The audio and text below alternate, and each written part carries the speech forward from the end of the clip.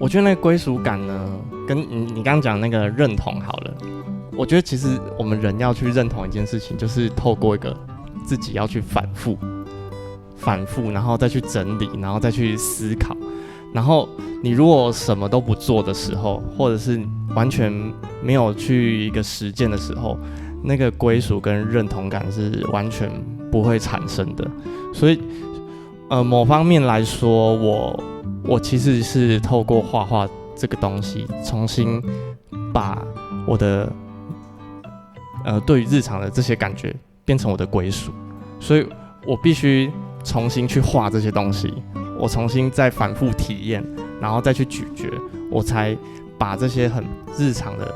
很平凡的经历的事情变成一种归属感。